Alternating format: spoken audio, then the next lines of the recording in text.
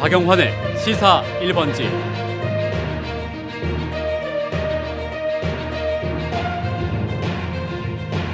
여러분 안녕하십니까? 박영환입니다. 저 세상으로 건너간 김대중 김영삼 대통령은 지역볼모로 정치를 했지만 혐오적인 막말을 쓰지는 않았습니다. 대신 교훈적인 어록들을 남겼죠.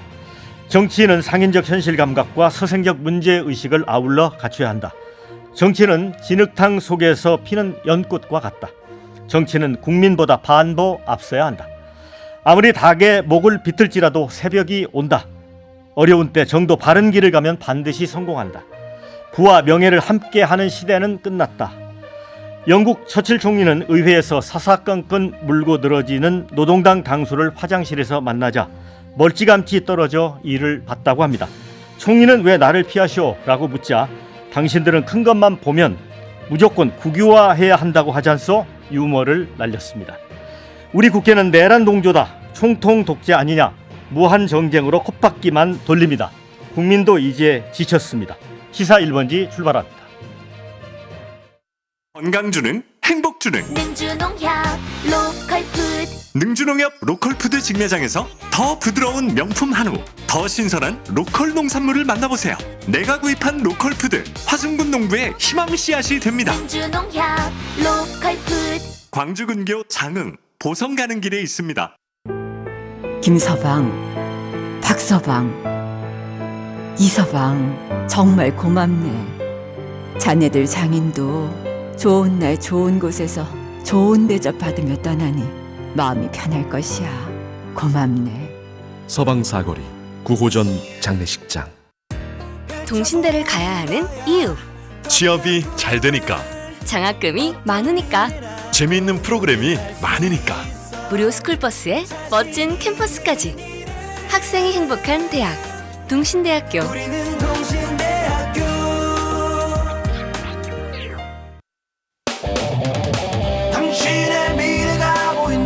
즐거운 대학 남부대학교. 신나는 대학 남부대학교. 미래가 자신 있는 대학 남부대학교. 대학생활은 취업에 강한 남부대학교에서 시작하세요.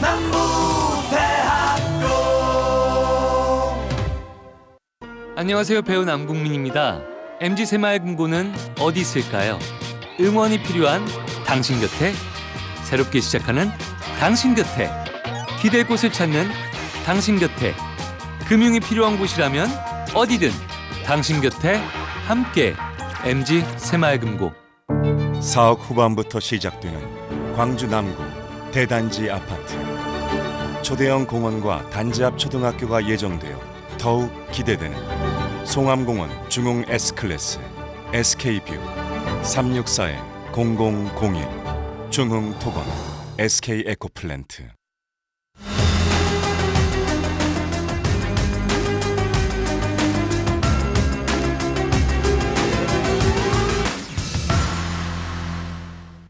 네, 화요일 함께 하실 패널 소개를 해드립니다. 김형주 전 더불어민주당 나오셨습니다. 반갑습니다. 안녕하세요. 네, 홍석준 전 국민의힘 의원이십니다. 예, 안녕하십니까. 반갑습니다. 최웅선 더불어민주당 민주연구원 부원장입니다. 안녕하세요. 배종찬 인사이트K 소장이십니다. 안녕하십니까. 네, 네 분 반갑고요. 오늘도 사실에 바탕한 성역 없는 평론 기대를 합니다. 자, 법사위에서 추나 대전이 또 벌어졌습니다. 일일 한 건 아수라장이라고 불릴 정도인데요. 어제 이제 관봉권 띠지 분실 경위를 따지기 위한 입법 청문회를 앞두고 국민의힘 의원들이 노트북에 붙인 피켓을 두고 충돌하며 오전은 파행됐습니다. 정치 공작, 가짜 뉴스 공장 민주당, 이런 피켓에 추미애 법사위원장이 회의 방해다 철거를 명령하자 국민의힘 나경원 의원은 왜 입틀막 하려고 하느냐 반발했고요. 양측이 충돌했죠. 결국 추 위원장은 국회법에 따른 조치라면서 피켓 강제 철거와 함께 국민의힘 나경원, 송석준, 조배숙 의원에게 퇴장을 명령했습니다. 이에 송 의원은 3명 동시 퇴장은 세계 축구사에도 없었던 일이다 비꼬며 추할 추자가 붙는 법사위가 됐다 이렇게 또 반발했습니다. 이날 나경원 의원이 간사 선임도 무산이 됐는데요. 5번째 시도였습니다. 추 위원장은 3명에게 퇴장을 명령했는데도 퇴장하지 않고 항의하는 나 의원을 향해 검찰 개혁되면 큰일 나느냐 이렇게 하는 게 윤석열 오빠에게 무슨 도움이 되느냐라고 했습니다. 약 2시간가량 정해 속게 반복하며 파행한 법사위. 자, 이런 모습 어떻게 보십니까? 김영주 의원님. 네. 우선 뭐 한두 번 있었던 일이 아니라서 법사위 얘기만 하면 저 역시도 고개가 흔들거려지고 그러니까 참 국민들께도 송구스러운 얘기고 더군다나 내용을 떠나서 우리 국회에서 법사위라고 하는 것은 마지막 법이 통과되는 관문이거든요. 그러니까 모든 상임위가 열심히 토론하고 질의한 또 숙고한 결과들을 마지막 법사위를 통과해서 본회의로 가는데 엄청나게 열심히 한 수많은 국회의원들의 노력들이 여기 다 잠겨 있는 거예요. 그렇다면 이게 얼마나 국민들과 국가에 있어서 이게 악영향이냐. 그러니까 뭐 보기 싫은 건 둘째치고 실제적으로 우리 국회가 매우 비생산적인 그런 결과를 낳는데 일조하고 있다라는 생각이 들고요. 이쯤 했으면 사실은 추 의원도 지나칩니다마는 국민의힘에서는 간사를 다른 사람으로 바꿔야 되지 않냐. 그런 부분도 저는 근거 드리고 싶습니다. 홍석준 의원님, 이게 국익에도 도움이 안 되는 일이라고 하시면서 그냥 국민의힘이 나 의원을 좀 다른 분으로 간사를 추천하면 어떠냐? 어떻게 보세요? 그럴 수도 있겠죠. 그런데 지금 이 사안은 나경원 의원이 단지 이제 법사위 간사로서 한 것이 아니라 지금 현재 민주당에서 특히 법사위에서는 국민의힘의 행동 하나 사사건건 지금 현재 발목을 잡고 있는 것 같습니다. 사실 국회 상임위원회에서 이렇게 노트북이 설치되어 있고 그 앞에 작은 어떤 팻말형의 그런 것들 내는 게 사실은 국회법에서 그게 딱 정당한 건 아니지만 또 왕왕 또 있어 왔는데 그것을 또 문제 삼아서 떼라 마라 그러면서 또 이번에 또 실랑이가 또 붙었는데 사실 이런 것들이 김영주 의원께서도 말씀하신 것처럼 정말 국민들이 보기에는 좀 너무 좀 이제는 좀 진질머리 나도록 하는 그런 것 때문에 사실 정말 모양새가 참 좋지 않은데 특히 민주당 같은 경우는 지금 집권 여당이 이제 압도적 다수당 아니겠습니까? 그럼에도 불구하고 이런 식으로 파행이 되고 특히 입법 폭주를 넘어서 국민의힘의 간사 선임마저도 계속해서 발목을 잡고 있는 것은 정말 국회 운영에 있어서 결코 바람직하지 않을 것 같고 그런데 이 대목에서 저는 추미애 의원이 은근슬쩍 많이 좀 즐기는 것 같아요. 왜냐하면 자꾸 이제 이야기가 될수록 본인의 어떤 몸값 존재 가치가 높아지는데 추미애 의원이 경기도지사나 여러 가지 이야기가 나오는 거 아니겠습니까? 그래서 결국은 정치는 좀 시끄러워야지 본인의 어떤 스포트라이트를 받는 게 아닌가 그런 좀 씁쓸한 생각도 듭니다. 저는 나경원 의원이 계속 정치에서 부각되는 방식이 이렇게 시끄럽게 하고 대거리하고 야지 놓는 방식 이런 방식으로 계속 소모되고 있는 지난 20년간의 이런 상황들이 계속 반복되고 있는 것 같다는 느낌이에요. 또 어제 상황을 보면 국회 직원들한테도 반말로 하고 손가락질하고 사실 국회 경위들이나 직원들이 무슨 죄가 있습니까? 그냥 그거는 질서권이나 이런 것들은 다 위원장이 결정하고 그것들을 따르는 이제 사람들에 불과한 건데 그런 것들까지도 하는 게 좀 과하다라는 좀 생각이 들고요. 존재감을 드러내는 방식이 이거 말고도 좀 다른 것도 많은데 5선씩이나 되는 분이 자꾸 이렇게 소모되고 소환되는 것이 저는 좀 안타까운 마음도 좀 있습니다. 그러니까 지금 어제 띠지 관봉권 문제를 가지고 어떻게 보면 입법청문회 같은 거를 통해서 사실을 좀 드러낸다는 측면들이 좀 있었기 때문에 언론의 관심도 많았고 언론에서도 많이 나와서 그 현장을 다 지키고 있었는데 이거를 또 역으로 간사 선임이 안 된 문제를 가지고 의사진행 발언이라고 아니 회의가 시작도 안 했는데 의사진행 발언을 요청하고 그렇게 하는 행동 자체가 좀 약간 볼썽사나운 모습으로 국민들에게 많이 보여줬을 거라 생각하고요. 아까 홍석준 전 의원님이 추미애 위원장이 즐기고 있는 것처럼 보여진다. 그런 측면도 좀 있는 것 같습니다. 아무래도 관심이 집중되다 보니까 정치인들이 계속 언론에 자기 메시지를 내고 부각되기가 쉽지 않은 측면이 있는데 상황이 계속 그렇게 언론의 관심을 쏠리게 만들면서 6선 의원과 5선 의원이 다투는 모습처럼 비춰지는 게 언론으로 보면 되게 이제 대어들이 고래들이 지금 다라이에서 싸우고 있는 그런 모양새처럼 비춰지니까 되게 관심을 많이 갖는데요. 좀 길게 보면 저는 이렇게 뭐 노이즈 마케팅 하는 것도 뭐 정치적인 앞으로 미래가 있는 분들 또 다른 도모를 하려고 하는 분들한테는 의미가 있어 보이기도 하겠지만 국민들이 그걸 어떻게 볼까를 보면 그렇게 긍정적으로는 좀 미치지 않고 비호감도를 좀 높이는 방향이 될 수 있기 때문에 이쯤해서 좀 자제를 해야 되는 게 어떤가 이렇게 생각합니다. 배수영이요. 예. 이게 법사위원회가 아니라 밥사위원회가 되는 거 아닌가. 밥사. 그렇죠. 왜냐하면 존재감이 뿜뿜 올라가기 때문에. 그러니까 일각에서는 비판을 분명히 합니다. 그럼에도 불구하고 6선의 추미애 법사위원장, 그 다음에 5선의 나경원 의원인데 5선 의원은 막 간사되려고 그러고 6선의 법사위원장은 또 존재감을 부각시키려고. 사실 이게 우리가 흔히 보는 모습은 아니거든요. 무려 두 사람의 선수를 합하면 11선이면 묵직해야 되는데 그게 아니라 오히려 우당탕탕 되는데 이렇게 함으로써 저는 존재감을 더 부각시키려고 하는 거 아닌가. 그러다 보면 서로 내가 존재감 더 올려준 거 아니냐. 그럼 밥사. 그다음에 아니야 내가 더 나경원 의원 존재감 올려줬어. 이러면 또 밥사. 이렇게 되는 거예요. 참 국민들은 눈살을 찌푸릴 수밖에 없는데 잠깐 보자고요. 보면 이게 박영환 앵커도 이야기를 했던 추나대전입니다. 우리가 가뜩이나 맞닥뜨려야 될 일들이 많은데 과제가 많은데 추나대전을 하고 있을 일입니까? 그런데 이게 말씀드렸던 대로 뭐 존재감을 부각시킨다 어쩐다 저쩐다를 떠나서 누군가는 뭐 경기지사가 되기 위해서 누군가는 당대표나 또는 뭐 다음 행보를 위해서라고 하지만 감정 싸움이다. 보십시오. 지금 보면은 서로 더 격해지는 것이 추할 추자가 붙는 법사위다. 그리고 이야기를 하고 또 여기서는 또 나경원 의원의 이 뒤를 향해서 윤석열 오빠에게 무슨 도움이 되겠냐. 이러면은 저는 묻고 싶어요. 국민들한테는 무슨 도움이 되느냐. 정말 중요한 법안들도 많을 때 그런 걸 절충하라고 있는 자리가 협의하라고 있는 자리가 상임위 아니겠습니까? 정말 세금을 내고도 아깝다는 생각이 듭니다. 그러니까 우리 배수장님께서 말씀하신 밥사 이거는 내가 더 띄워줬으니까 밥 사라 이런 얘기죠? 그렇죠. 네네. 누가 그러면 밥을 먼저 사야 됩니까? 저는 동시에 사야 되지 않을까. 점심은 추미애 위원장, 저녁은 나경원 의원. 네. 자, 근데 아까 우리 최용선 본장께서 말씀하신 이제 고래들이 다라에서 싸우는 것 같다라고 했는데 이제 다라가 대야를 뜻하는 일본 말입니다. 이게 다라이라는 일본 말에서 유래한 겁니다. 근데 그 대야가 사실은 아이들 목욕시키는 정도로 작은 크기의 그릇이잖아요. 예. 그 정도로 이렇게 재밌게 표현을 해 주셨어요.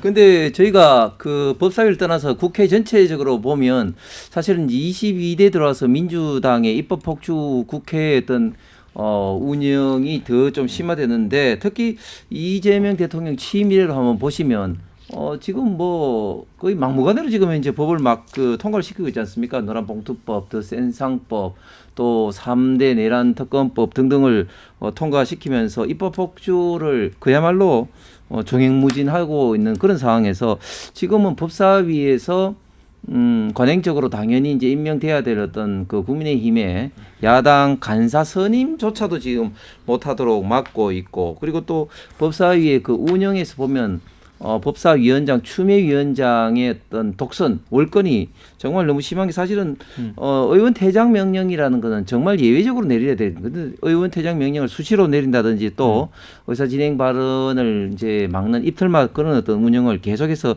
하다 보니까 계속해서 충돌이 벌어지게 되는데 이런 어떤 충돌이 뭐 단기간적으로는 뭐 추미애 위원장의 뭐 관심도를 높일지 모르지만 저는 전체적으로 지금 압도적 다수를 점하고 있는 민주당이 입법 폭주를 하고 있다 그런 어떤 이미지를 고착화시킴으로써 국민들로부터 비판과 그리고 국회 운영에 따른 여러 가지 어떤 후폭풍이 불러일으킬 수밖에 없는 그런 운영을 지금 추미애 위원장이 하고 있다 그렇게 생각합니다.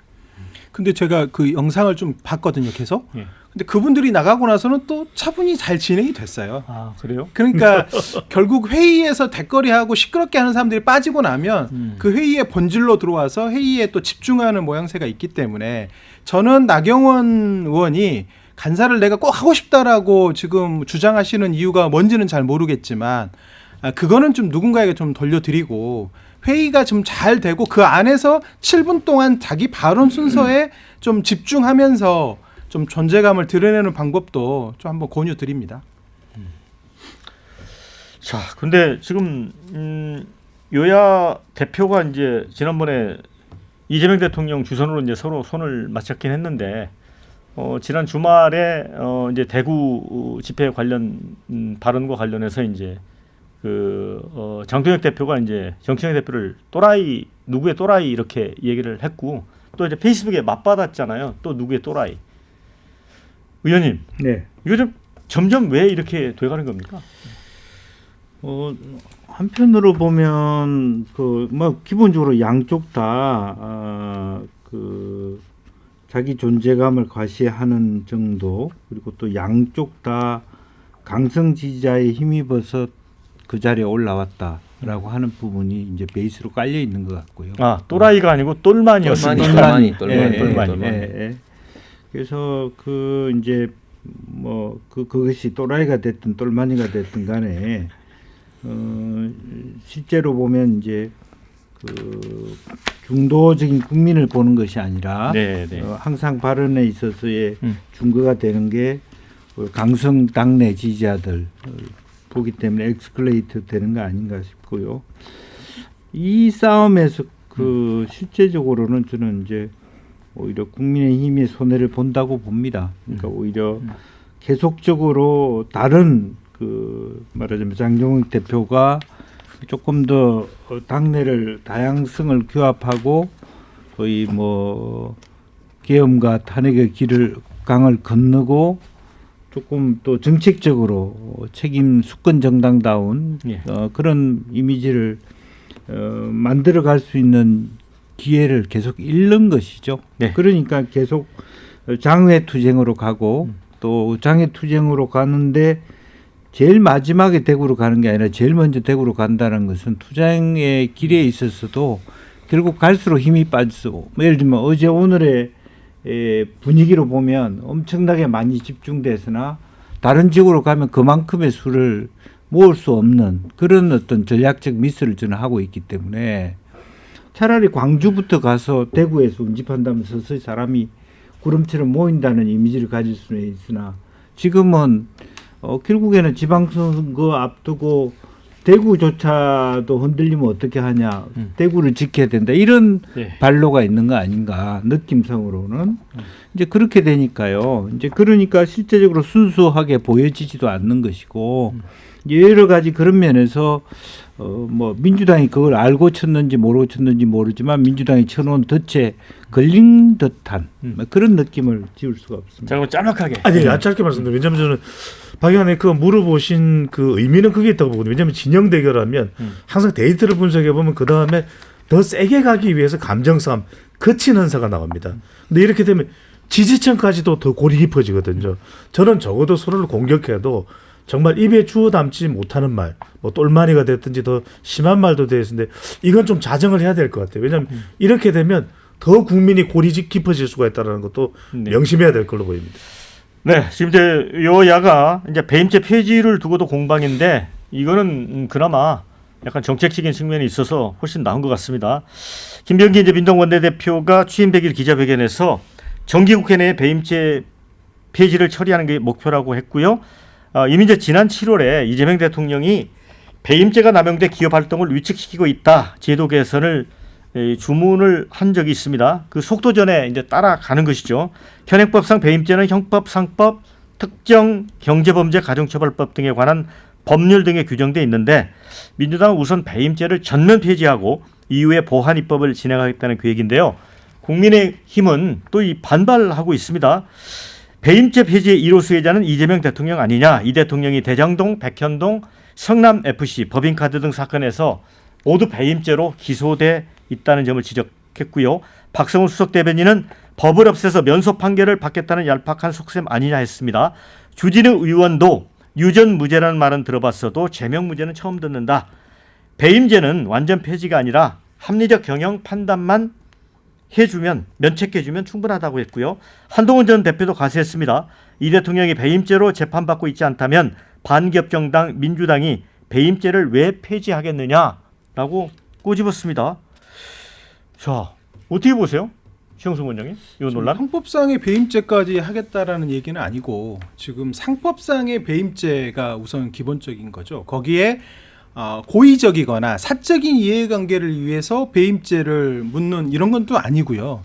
경영상의 판단에 의해서 배임이 저질러졌고 결과론적으로 회사에 피해를 입힌 것이 결국은 이제 경영 활동을 위축하는 거 아니냐. 특히 이제 상법 개정이 되게 되면 소액 주주들이라든가 이런 쪽에서 이제 경영상 이유를 가지고 굉장히 고소전이 남발할 가능성도 있고 이게 이제 결국은 지금 2중 3중에 어떤 경영의 어떤 문제를 야기할 수 있기 때문에 이런 걸 좀 손보자라는 거거든요. 그러니까 지금 상법이 개정되면서 경영 활동에 저해가 된다라고 경영자 측에서 계속 주장을 하고 있고 그런 것들을 좀 그동안에 과잉됐던 것들을 좀 완화시켜주는 것과 같이 입법을 하게 되면 상법 개정에 따르는 집중투표제에 따르는 여러 가지 혼란들을 최소화시킬 수 있는 거 아니냐 이런 취지고 요게 작년에 이복현 금감원장도 그런 취지에서 배임죄를 상법상에서는 폐지할 필요가 있다라고 주장도 했었고요. 본인이 제일 많이 배임 문제를 가지고 기업인들을 잡아들였던 사람인데 그 사람 입에서 이제는 이 문제를 좀 건들 때가 됐다 이렇게 주장하는 거였고. 그러니까 대통령과는 무관한데 그런 거죠. 야당이 좀 정치적으로 과하게 정치적으로 이걸 공격하는 거고요. 그러면 다시 또 여쭤보면 그러면 경영자 단체에서 주장하고 있는 것처럼 이렇게 배임죄를 전 세계 유례가 없을 정도로 이렇게 과잉적으로 쓰고 있는 지금 상황인데 이걸 그냥 그대로 유지하자라는 것인지 국민의힘은 그 주장인 것인지를 한번 묻고 싶습니다. 홍석준 의원님, 네. 어떻게 보세요? 그러니까 그 김병기 원내대표도 이게 재계 오랜 수건 사항이라고 했거든요.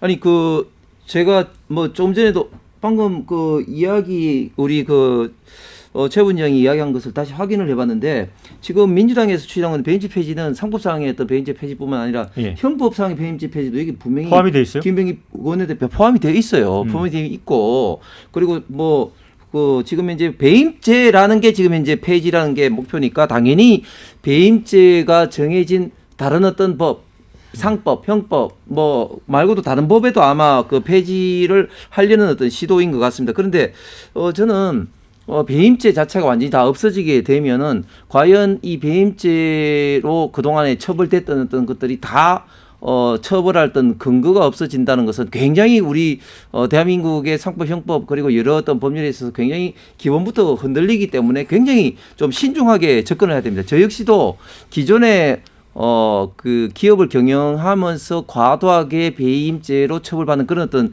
사례가 있기 때문에 보완을 해야 된다는 그런 어떤 입장을 저도 밝혔습니다만 특히 이번에 민주당의 상법 개정안으로 인해서 지금 이제 그 이사들이 그동안은 어떤 투자의 잘못이 있다면 어떤 법인에 대한 어떤 그런 것 때문에 되는데 이제는 소액 주주에게도 무차별 어떤 배임죄 어떤 소송이 남발될 우려가 있기 때문에 보완일 지금 현재 민주당이 어떻게 보면 더 자초한 그런 어떤 꼴이 돼버렸죠. 그렇기 때문에 보완하긴 해야 되는데 이것을 가지고 이제 더 확대를 이제 당연히 이제 하게 된다면 지금 이재명 대통령이 1호 소외자가 될 가능성이 굉장히 많이 있죠. 대장동, 백현동 비리라든지 성남 FC라든지 그리고 이제 법인카드 이 모든 문제가 지금 배임죄로 지금 기소가 된 거기 때문에 당연히 이런 부분에 대해서는 비판을 받을 수밖에 없는 거죠. 자, 뭐 이게 이제 약간 정치적 논란으로 비화되는 걸 차단하려면 이번에 폐지를 하는데 소급 적용을 안 하는 식으로 하면 되는 거 아닌가요? 바로 그렇습니다. 저는 이제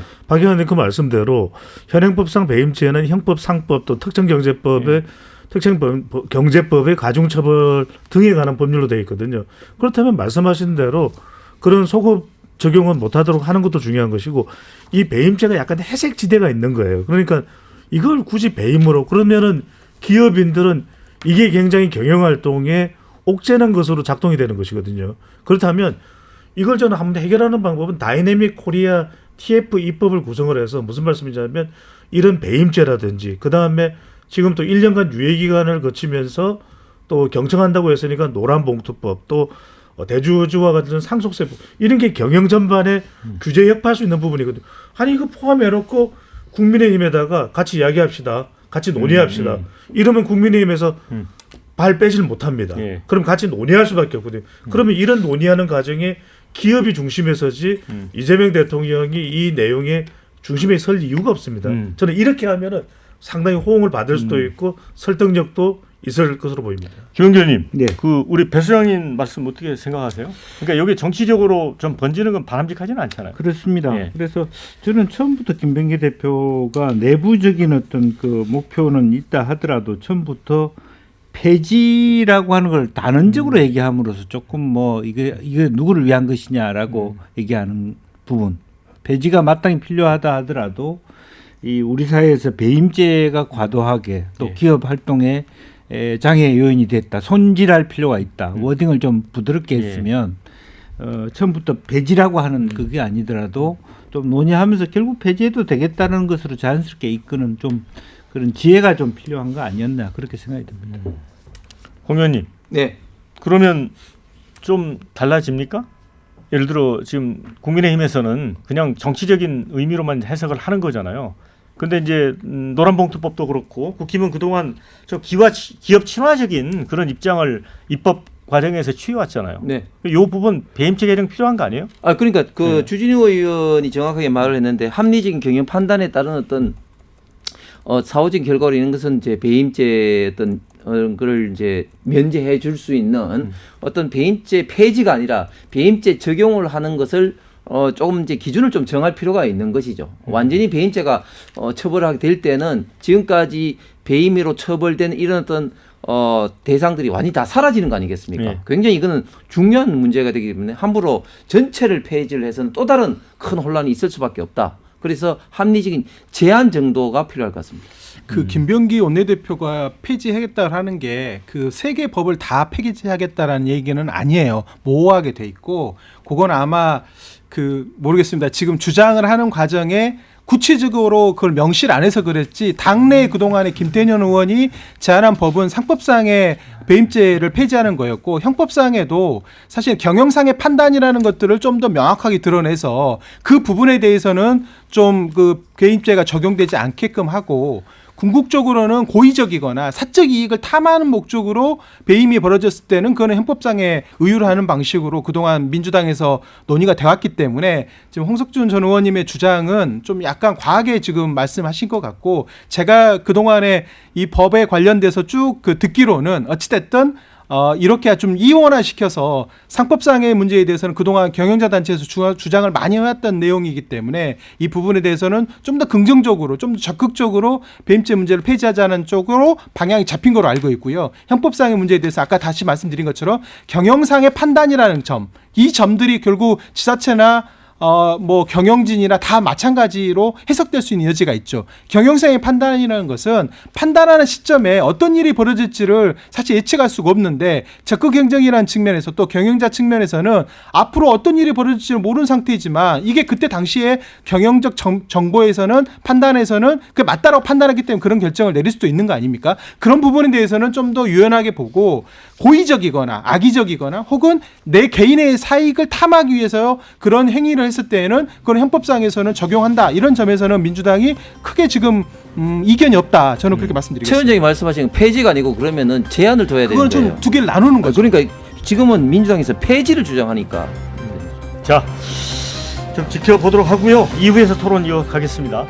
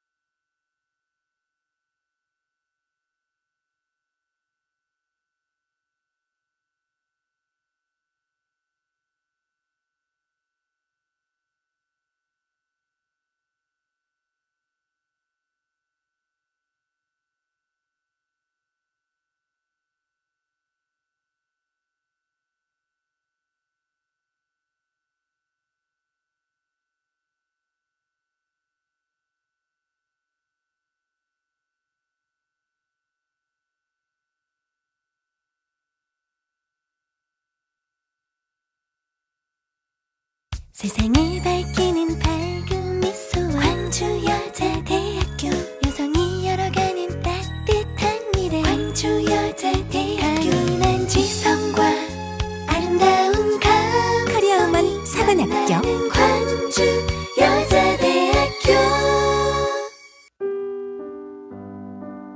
살아오는 동안, 살아갈 동안에도 용기 내어 당신께 하고픈 이야기가 있습니다. 미안합니다. 사랑합니다. 아버지, 세상 가장 소중한 당신이기에 VIP 장례타운. 장군! 병사들이 힘을 쓰지 못하옵니다. 큰일 났구나. 신선하고 믿을 수 있는 고기를 어디서 구한단 말이냐? 참고기간이 있지 않습니까? 그 유명한 고기 전문 체인점 참고기간. 맞다, 참고기간. 어서 다녀오너라. 장군! 병사들은 다 나가 싸우는데 어찌? 가만히 있거라. 이 고기가 너무 맛있지 않느냐? 참고기간. 안녕하세요. 배우 남궁민입니다. MG 새마을금고는 어디 있을까요?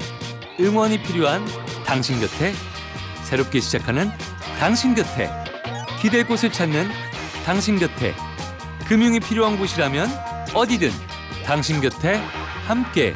MG 새마을금고. 여러분은 지금 KBC 여의도 광역방송센터에서 진행하는 박영환의 시사 1번지를 듣고 계십니다.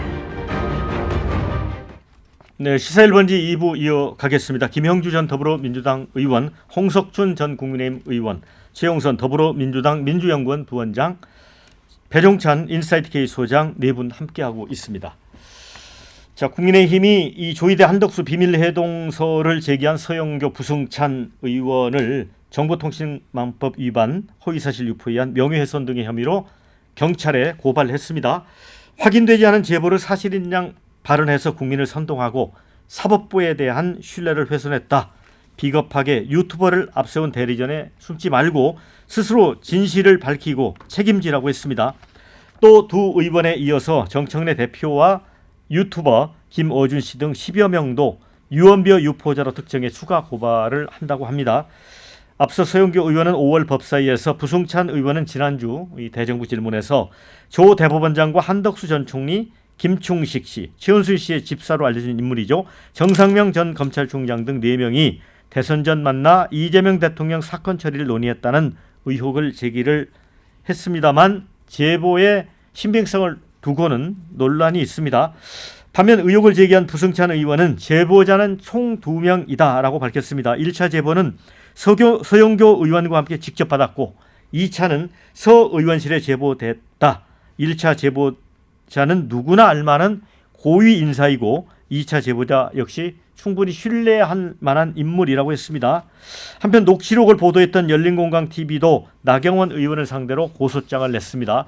제보자 음성 보도를 AI 가짜뉴스로 표현한 것에 대해 실제 녹취가 있고 인공지능으로 조작한 것도 아니다라는 입장인데, 자, 이게 이제 고소 고발전까지 갔는데 이제 진상을 놓고는 또 다시 엇갈리는 것 같습니다. 서로의 주장이. 이거 어떻게 보세요, 대표장님? 저는 이게 지금 여러 가지 제가 구체적인 수치는 말씀을 드리지는 않습니다만 이게 뭐 정당에도 또 정당의 지지율에도 영향을 미칠 수 있는 사안이거든요. 왜냐하면 지금 워낙 조희대 대법원장 블랙홀이 되고 있기 때문에. 근데 이제 본질은 물론 조희대 대법원장과 관련해서 이 사법부 독립과도 연계될 수 있는 내란 전담 재판부나 이 이슈일 겁니다. 그런데 어느새 이게 의혹으로 이제 국면이 전환돼 버린 거죠. 그러니까 이 지난 탄핵 선고 이후에 4명이 이제 조희대 대법원장 관련해서 만났고 그 자리에서 이 사건이 오면은 내가 처리할 것이다. 이렇게 이야기했다는 의혹 제기 아니겠습니까? 근데 저는 분명히 뚜렷하게 말씀드리고 싶은 것은 결국 당도 신뢰를 얻어야 됩니다. 무신분립입니다. 그러면 저는 적어도 좀 팩트 체크를 좀 정확히 하는 게 필요할 것 같다는 생각이 듭니다. 적어도 의혹만으로는 우리가 이것을 다룰 수가 없는 것이, 청담동 의혹 제기했다가 얼마나 그게 또 후폭풍으로 연결됐습니까? 저는 이 제보가 맞느냐 틀리냐는 차원을 떠나서 이 제보를 정확하게 확인하려고 하는 노력이 필요하다. 그렇지 않으면 이 의혹이 계속해서 이게 파장으로 연결될 수밖에 없는 것이고, 지금 박영국께서 읽어주셨지만 저는 이 부분이 중요하다고 보거든요. 그러니까 2차는 제보자가 두 명이 있는데 누구나 알만한 고위 인사다. 또는 충분히 신뢰할 만한 인물이다. 근데 이게 중요한 것이 아니라 이 제보가 사실이냐가 더 중요한 것이거든요. 그 제보자가 누구냐보다도 더 중요한 것은 이 제보가 사실이냐, 이 의혹이 사실이냐. 그러면 적어도 저는 그것을 더 규명할 수 있는 검증을 거쳤어야 된다. 그렇지 않으면은 이게 2차, 3차 또 의혹으로 일파만파 커지는 거예요. 그럼 또 이 제보자한테 물어봤더니 자기는 또 누구한테 들었다 이런 식으로 또 이야기가 나올 수 있는 것이고, 그렇다면 적어도 이것이 그냥 정치권의 가십이 아니라 사법부의 독립, 또 조희대 대법원장의 거치까지 논의되는 마당이라면 좀 더 이 사실 자체에 대해서 정확한지 여부가 팩트 체크가 더 철저하게 이루어져야 됐다는 생각이 듭니다. 누구나 알 만한 고위 인사다. 그러니까 이거는 결국은 지난번에 이제 여권이었던 사람 아니겠어요, 그렇죠? 근데 이제 정권이 바뀌었으니까 지금 모습을 드러낸다고 해서 불이익이 있을 것 같지는 않은데요. 저 그동안에 이야기 나눈 거 보면 뭐 민정 라인이었다, 뭐 그러니까요. 그런 얘기가 예. 있었지 않습니까? 근데 지금 이렇게까지 오게 된 의도 먼저 그 얘기를 좀 해보고, 그 다음에 사실 이렇게 처리했어야 되느냐, 이제 방법론 쪽에서 이게 옳고 그러냐, 맞냐 틀리냐 이제 논의를 한번 해보면 의도는 뭐냐? 조희대 대법관이 그 당시에 했던 행위들이 이제 민주당 내에서는 이해가 안 가는 측면들이 있는 거죠. 신속한 뭐 재판을 막 추진하면서 배당을 하고 막 이런 것들이 이제 공정의 외관이 무너졌다 이제 이렇게 판단하는 거고, 그러면 사법부가 왜 그렇게 공정의 외관이 무너진 행동들을 하게 했느냐? 이게 뭔가 물밑에서 뭔가 협잡이 있었던 거 아니냐? 이제 이런 식의 어떤 의혹들이 계속 당내에서 있어 왔던 겁니다. 그게 이제 결정판으로 왔던 게 이런 이제 그 한덕수 당시의 총리와 대법관이 누군가 끼고 만나서 정상명 전 총장이랑 만나가지고 이런 거 음모한 거 아니냐, 이제 이런 게 광범위하게 있었던 건데, 이게 이제 제보의 2명의 제보를 통해서 나왔다고 하는 이제 것이죠. 이게 사실인지 여부는 확인할 방법은 없는 것 같습니다. 제가 그냥 보기에는 뭐 제보를 받았다고 하지만 그 이제 결국은 휴대폰 까고 당시에 행동들 어디서 언제 만나가지고 했는지를 확인하지 않는 이상은 제보만 가지고 이걸 확인하기는 저는 쉽지 않아 보여요. 아니 그러니까 그 사실이 맞다면 제보자가 얼굴을 드러내고 공익신고를 할 수도 있잖아요. 그런데 결국은 이렇게 가버리면 이제 뒷이야기를 듣거나 야 그랬다더라라고 이제 누군가 쉽게 얘기했는데 이게 결국 그거를 신빙성을 가지고 얘기했다고 한다면 정치적 후폭풍이 있겠죠. 근데 지금 단계에서는 저는 그 제보자의 신원을 공개한다 한들 그 제보자도 아까 배종찬 소장이 말씀하신 것처럼 그 사람도 그냥 누군가에 들었다 해버리면 사실은 이게 이제 혼란스러운 상황으로 빠져나갈 가능성이 좀 높죠. 근데 그럼에도 불구하고 그러면 대정부 질의에서 왜 이 얘기를 했냐? 결국은 이 공정의 외관이 무너진 상태에 대한 문제제기의 일환으로 이 정도의 문제제기는 할 수 있는 거 아니냐? 대정부 질의에서 이제 부승찬 의원이 그렇게 얘기할 가능성이 높겠죠. 근데 저는 이제 이런 문제 제기는 굉장히 조심해야 한다고 생각을 합니다. 저 개인적으로 보면 가치 판단의 이제 영역이니까. 이제 왜 그러냐면 누구나 장사미사들은 그렇게 얘기할 수는 있겠지만 이 사안이 공정의 외관이 무너졌기 때문에 이 정도의 문제 제기는 할 수 있는 거 아니냐라고 치부하기에는 너무나 이게 파괴력이 있는 거기 때문에 사실관계를 2중 3중으로 확인할 필요가 있다. 근데 2중 3중으로 확인할 수 있는 내용이 아니다. 이 사안 자체는 수사를 하지 않는 이상은. 그래서 지금 특검에서 이 문제를 처리하자라고 주장하시는 이제 민주당 내에서의 의견들도 좀 있습니다. 근데 저는 그렇게 가기 위해서라도 뭔가 객관적 사실에 부합하는 뭔가가 나오지 않는 이상은 특검으로 바로 가기는 점점 어려워지고 있다. 이제 그런 측면에서 의도는 좋았으나 의도는 충분히 이해가 가나. 근데 처리하는 방식은 좀 더 정밀하고 좀 더 프로페셔널하게 했어야 되는 게 아닌가, 좀 그런 생각이 좀 듭니다. 특검 대상 수사 대상이 아니니까 이것을 이제 수사하기 위해서 이제 고소 고발을 한 거죠. 이제 경찰이 이제 고소 고발을 하면 뭐 아주 간단하게 나타낼 수 있습니다. 4월 7일 날 이 네 사람이 했는지 조사해 보면 간단하게 드러날 수가 있죠. 그런데 상식적으로 생각을 할 때 저는 이 네 사람이 오찬 해동할 가능성은 제로일 것 같습니다. 왜? 일단 첫 번째는 그때 4월 7일이라면 한덕수 권한대행 같은 경우는 권한 대행에 있던 신분이고 또 조희대 대법원장은 또 대법원장의 신분이죠. 그러면 관련된 사람들 뭐 수행원이라든지 뭐 등등등 뭐 그런 것들 아주 쉽게 판단할 수가 있습니다. 그렇기 때문에 이런 어떤 상황에서 아직까지도 그런 것들이 드러나지 않았다는 것은 저는 해동 자체가 없었다고 이제 볼 수밖에 없을 것 같고, 또 두 번째 이유는 한덕수 조희대 두 사람뿐만 아니라 같이 참석했던 정상면 검찰총장은 왜 했느냐? 특히 또 다른 한 사람 김충식 씨는 왜 갔느냐? 이걸 생각해 보면 도저히 4인 회동은 있을 수가 없는 조합이다. 그렇기 때문에 사실이 아닐 가능성이 100%라고 확인이 되고 확신을 하고 그러면 왜 이런 어떤 문제 제기를 계속하느냐? 결국은 서영교 부승찬 의원이 결국은 민주당이 조희대 대법원장을 계속해서 사퇴를 하라고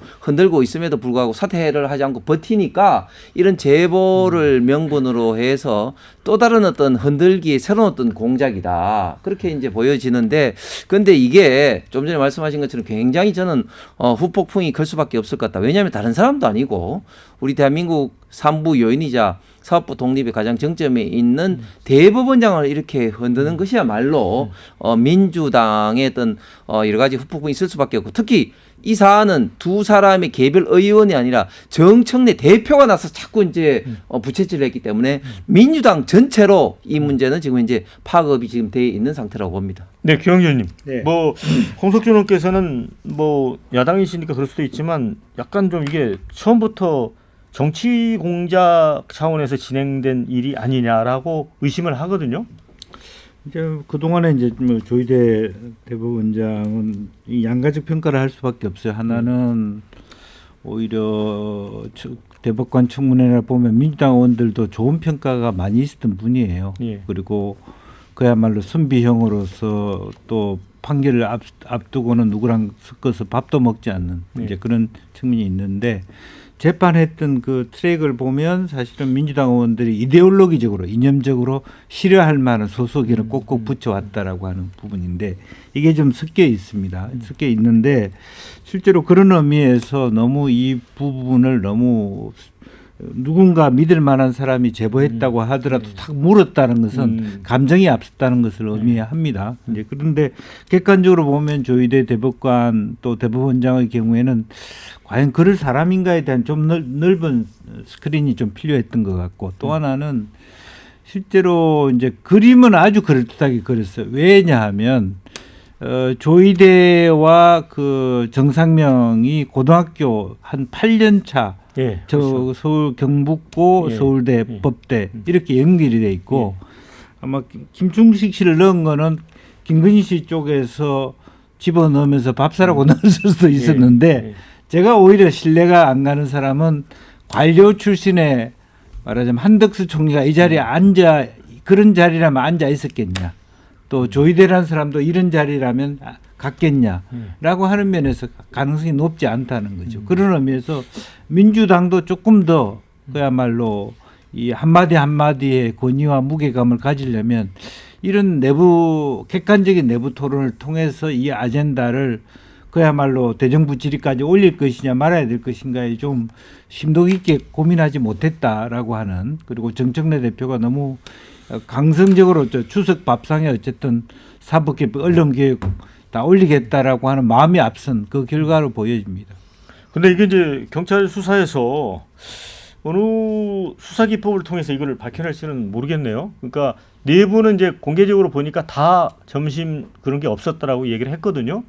그러면 서로 통화 기록을 이제 대조해 볼 수도 있을 것 같고 위치 추적도 할 수 있을 거고. 휴대폰 위치 추적을 하면 그 시간대에 그 부근이 있었는지 하면 아주 간단하게 나타납니다. 근데 만약에 그러면 이게 이제 금방 나올 수사인데 경찰이 이제 과연 수사를 속도 내서 할 건가 하는 문제 하나하고 그게 이제 사실관계가 다른 걸로 드러났을 때 이 두 의원은 어떻게 되는 겁니까?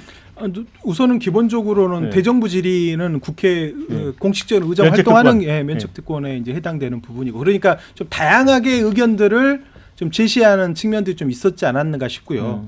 근데 저는 이제 구승찬 의원은 이런 게 있습니다. 예전에 천공 얘기를 했을 때 뭐 국방부 청사를 대통령 그 집무실로 활용하려고 했을 때 도복 입은 사람이 이제 했다라는 의견을 들었고 얘기했지만 실제로는 백승권 씨라는 비슷한 수염도 있고 도복도 있고 다니시는 분인데 그분을 이제 일반 사람들은 잘 모르니까 그분이 천공이 아니야라고 이제 이야기가 됐던 측면들이 있잖아요. 이건 이제 사실관계로 따지고 보면 맞는 측면도 있었고 틀린 측면도 좀 있었죠. 그 부분은 뭐 많은 사람이 수긍할 수가 그렇죠. 있죠. 이제 수긍이 가능해요. 그건 이제 사후적으로 나타날 수 있는 부분들이고 이런 부분들도 제보가 들어갈 때 이렇게 있었다라고 했는데 이거는 너무 4명을 딱 특정한 사람들이잖아요. 그것도 이제 사실 누구나 다 알 법한 김충식은 누군지는 모르지만 사실은 정상명 뭐 조이대 한덕수 이런 분들은 웬만한 사람들 다 아는 분들이기 때문에 사실 이거는 크로스 체크를 통해서 충분히 걸러야 될 측면도 좀 있지 않았는가 싶은데요.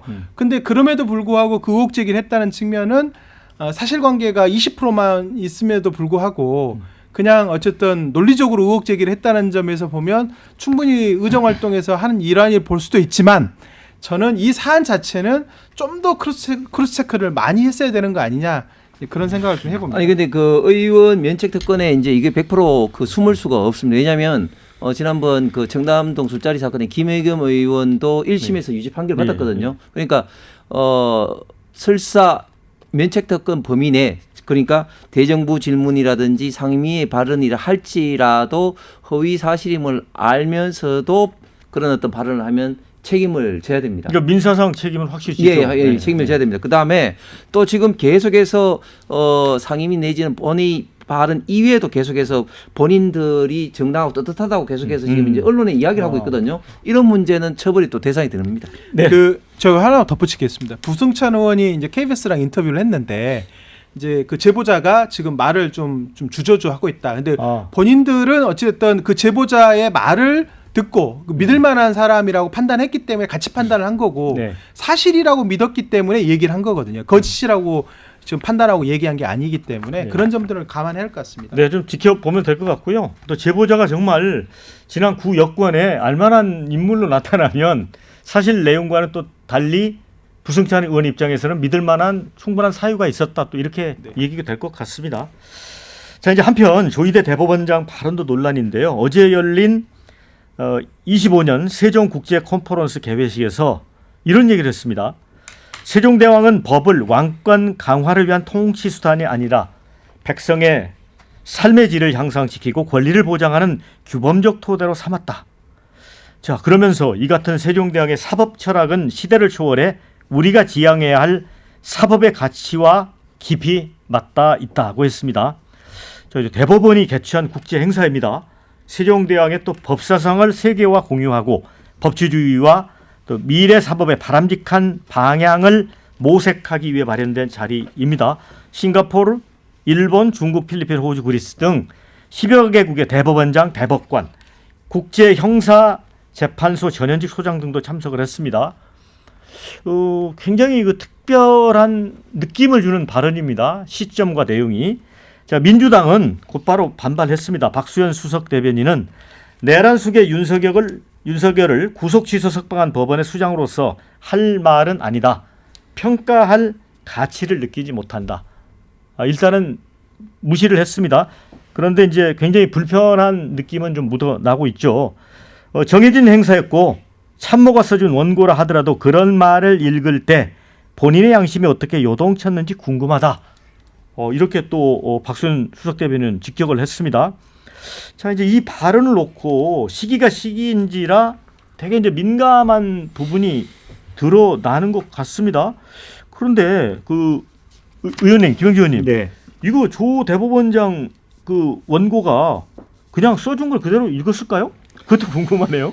뭐 써준 걸 그대로 읽었든지 본인이 고쳤든지 간에 그 조희대 대법원장이 이와 같은 정치적 이해관계를 생각하지 않고 그냥 있는 그대로 세종국제 컨퍼런스였기 때문에 세종의 여민사상, 위민사상을 그냥 강조했던 그 순수 그대로 봐주면 좋겠습니다. 그런데 이걸 정치적으로 해석하면 다 아준인수격으로 해석하죠. 저게 뭐 윤석열을 꺼내준 사람이 저런 얘기하고 있냐, 아니면 이게 이재명 대통령을 공격하기 위한 발언이냐, 해석하기에 따라서 이재명 대통령이 지금 법을 왕권 강화를, 대통령 권한 강화를 왜 써먹고 있다, 이렇게 해석하기 시작하고 또 실질적으로 보면 아니 당신은 윤 대통령한테 하고 내통하고 있는 관계인데 어떻게 그런 얘기를 할 수 있냐, 이율배반적이다 이렇게 토론하기 시작하면 사실은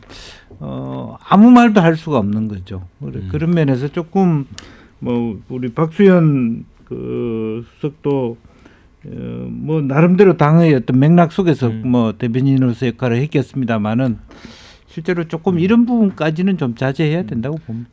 홍 의원님은 어떻게 보고 계세요? 이 상황을? 예, 저도 그 김 의원님하고 동일한 생각인데 사실 지금 조희대 대법원장에 대해서 민주당이 뭐 숨 쉬는 것조차도 굉장히 그 기분 나쁘게 생각하는 것 같아요. 그래서 발언 하나 끈끈이 이렇게 말꼬리를 잡아서 비판하는데 오히려 이렇게 되면 조희대 대법원장에 대한 조금 전에 이야기했던 민주당의 어떤 제보건만 오히려 그 국민들에게 더 좀 부정적인 면이 부각될 가능성이 많다 생각하고 저는 조희대 대법원장이 이 말씀을 하고 난 다음에 좀 세종과 법에 대해서 좀 생각을 했는데 사실은 조선시대 때는 법이 필요 없을 어떤 절대 왕정의 시대 아니겠습니까? 그럼에도 불구하고 세종대왕은 국민들을 위해서 애민 어떤 사상이 입각해서 어떤 법을 집행하는 데서 굉장히 신중하게 했다. 예를 들면 뭐 형법을 있어서 예를 들면 뭐 형벌이라든지 뭐 그런 것에 있어서 굉장히 뭐 지나친 어떤 고문이라든지 신체적 이런 어떤 형벌을 가하는 것을 좀 낮추는 거라든지 또 공법 그러니까 공납을 의미하는데 공납을 이렇게 그 하는 데 있어서 그 백성들의 어떤 의견을 듣도록 하면서 어떤 공납의 어떤 의무, 경감을 최대한 한다든지 그런 식으로 굉장히 그 당시로서는 놀라울 정도로 어떤 법치적 어떤 그런 어떤 생각을 갖고 있는 그런 어떤 그 왕이었다. 뭐 그런 것들을 다시 한번 느끼게 됐고 특히 가장 중요한 것이 사실 뭐 지금도 그렇고 그때도 그렇고 백성들은 법을 잘 모르니까 법을 일단 잘 알기 위해서 법 체계를 좀 통일화한다든지 특히 또 백성들이 법을 알 수 있도록 또 어떻게 보면 또 훈민 정음 창제를 통해서 한다든지 그런 것들이 전부 다 세종대왕의 애민사상에 기반을 두는 어떤 법 철학이 아니었나 그런 것들을 이번 발언을 통해서 새롭게 알게 되었습니다. 아니 후님 근데 제가 진짜 궁금한 거는 조희대 대법원장이 여권에 대해서 한방 지르려고 한 것 같지는 않아요? 절대? 저는 뭐 그런 의미도 배경에 있을 수도 있다. 그런 생각입니다. 저는 200% 확신합니다. 200%? 네, 정무적 판단을 했을 거라고 보고요. 저 워딩을 쓰는 하나하나를 다 판단을 안 할 수가 없습니다. 문영배 전 재판관이 이런 얘기를 했죠. 자기가 발언하는 것이 언론에 어떻게 나올 것인가를 고민했다.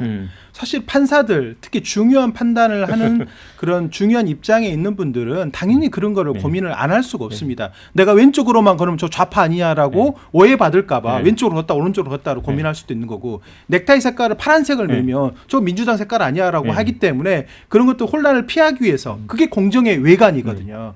판사들은 늘 내가 공정하느냐가 중요한 게 아니라 다른 사람이 내 행동과 내 말에 대해서 공정하다고 판단하고 있을 것인가를 고민을 하고 행동하고 태도를 보인다라는 겁니다. 그런 측면에서 보면 지금 조희대 대법원장이 하는 행동 자체가 좀 의아하게 사람들이 생각하는 대목들이 굉장히 많은 겁니다. 그러니까 의도가 담겨져 있는 그럼 겁니다. 이게 정치적 발언을 보세요? 저는 그렇게 봅니다. 그리고 그동안에 했던 모습이 지난번에 이재명 대통령을 이제 후보 시절에 재판을 빨리 하기 위해서 신속하게 하기 위해서 배당을 하고 행동했던 것들이 다 이런 오해를 하게 만드는 겁니다. 결성님은? 저는 아니라고 봅니다. 왜냐하면은 조희대 대법원장은 이미 대법관을 역임했고 지금 대법원장이지 않습니까? 그리고 아주 민감한 시기에 있는데 그래 지금 2027년까지 만 70세로 임기가 예정되어 있는데 그래 지금 이 민감한 시기에 내 해동 의혹까지 제기하고 더 자극하자 이렇게 생각하면서 연설을 했을까요? 저는 그렇게 안 봅니다. 그렇게 안 보는 이유는 저도 객관성을 가지고 중립성을 가지고 발언을 하지만 듣는 사람에 따라서 정말 그런 내용이 전혀 아님에도 시비를 걸더라고요. 그건 뭐냐면 듣는 사람이 이게 정치적으로 판단해서 해석하면 끝이 없습니다. 제가 왜 그런 말씀을 드리냐면 이렇게 그냥 내용들을 가만히 보면 그냥 세종 국제 컨퍼런스에서 그러면 세종 이야기 안 합니까? 그럼 태종까지만 이야기하고 말까요? 말이 안 되는 거죠. 그리고 이게 그냥 일반적인 연설임에도 불구하고 지금 일종의 침소봉대, 견문 발금, 언과 실적인 거죠. 딱 이야기는 봐라. 지금 왕권 강화 이건 이재명 대통령을 정면 겨냥한 겁니다. 이렇게 이야기를 하는 겁니다. 그러면 이제 박수현 대변인 이야기하죠. 뭐라고? 정청래 대표도 이제 발끈할 수밖에 없죠. 네. 추미애 법사위원장도 도저히 용납할 수 없습니다. 이런 식으로 퍼지는 겁니다. 그런데 저는 얼마나 조희대 대법원장과 관련된 이슈가 예민하면 대통령실도 선을 긋지 않습니까? 예. 우상호 정무수석이 마무리하겠습니다. 우상호 정무수석이 적어도 논의했거나 논의할 계획이 없다. 그래서 저는 이건 적어도 너무 조희대 대법원장에 집착할 일은 아닐 것으로 보입니다. 근데 이 세종 국제 컨퍼런스는 매년 하는 행사니까 상당 기간 6개월 전에 이미 날짜가 잡혔을 것 같은데 민주당에 좀 정보가 부족했던 거 아닙니까? 두 의원이 문제를 제기할 시점에 또 이게 있어가지고. 예. 아니 그 표현을 이렇게 하잖아요. 법을 왕권 강화 수단으로 삼지 않아. 세종시대의 법이라는 게 무슨 의미가 있습니까? 지금의 시점에서 이 법을 해석하는 게 무슨 의미가 있습니까? 계속 의도가 있다고 보시는 거예요? 저는 의도가 있다고 봅니다. 이게 정치인의 발언 못지않게 대법원장이 이런 발언 용어를 쓰는 것 자체가 물론 너무 순수하게 보시면 그거는 저는 할 말은 없지만 이 발언을 내가 하게 되면 어떤 일이 벌어질 것인가를 판단하지 않고 이 발언을 한다? 그렇게 생각한다고 보면 너무 순진하게 보는 것 같습니다. 이거 그러니까 이제 제가 조희대 대법원장의 스타일로 보면 이제 그 별명이 미스터 소수 의견이었거든. 끈끈이 다른 사람 눈치 안 보고 자기 의견을 얘기했다. 그렇게 이해할 수밖에 없습니다. 네. 미스터 소수 의견. 자, 박영환의 시사 1번지 여기서 마무리 지어야 될 것 같습니다. 자, 오늘은 사전 녹음 방송으로 진행이 돼서 댓글을 소개드리지 못한 점 양해 말씀을 드리고요. 박영환의 시사 1번지는 내일 오전 11시에 다시 생방송으로 여러분에게 찾아옵니다. 패널 여러분 수고하셨고요. 시청해 주시고 청취해 주신 여러분께도 감사의 말씀 드립니다. 수고하셨습니다. 감사합니다. 고맙습니다.